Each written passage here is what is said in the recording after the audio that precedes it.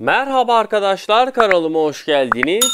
Bugün sizlerle birlikte ekonomiyi yorumlayacağız. Dünya para piyasalarının teknik analiz verilerinden bahsedeceğim.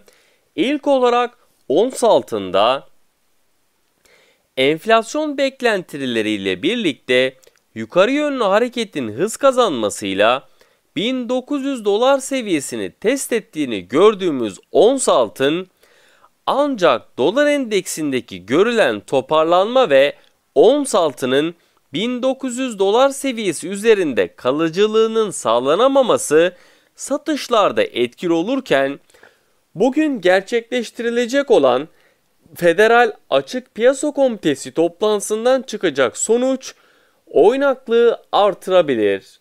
Ons altına teknik olarak baktığımızda yukarı yönlü hareketlerin oluşması durumunda 1867 ve 1874 dolar seviyelerini yakından takip ettiğim, dikkat etmemiz gereken direnç noktaları. Yaşanılan gelişmeler çerçevesinde satış baskılarını görmemiz durumunda ise 1850 ve 1844 dolar seviyelerini yakından takip ettiğim önemli destek noktaları.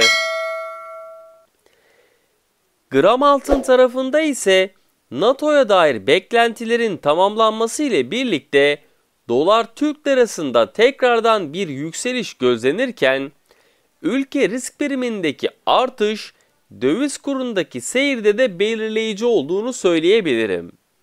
Gram altına teknik olarak baktığımızda gram altında yukarı yönlü hareketlerin devam etmesi durumunda 515 ve 520 Türk lirası seviyelerini yakından takip ettiğim, dikkat etmemiz gereken direnç noktaları. Gelebilecek olası bir aşağı yönlü hareketlerin oluşması durumunda ise 505 ve 500 Türk lirası seviyelerini yakından takip ettiğim, dikkat etmemiz gereken destek noktaları.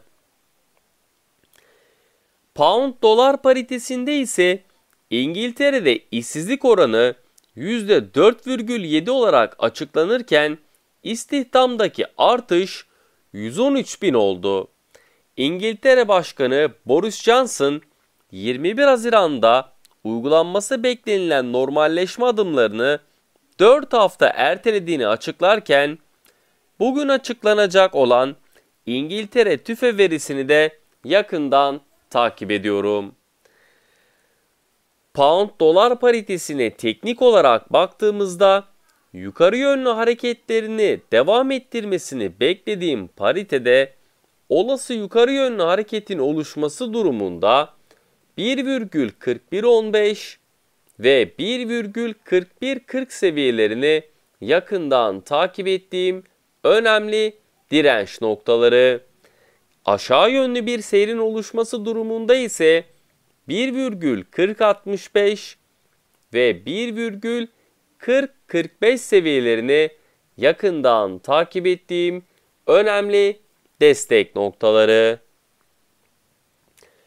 Dolar yen paritesinde ise Japonya'da ticaret dengesi 187,1 milyar dolar olarak gerçekleşirken, Japonya'da revize sanayi üretimi aylık bazda %2,9 artış gösterirken, kapasite kullanım oranındaki aylık yükseliş ise %1,1 olarak gerçekleşti.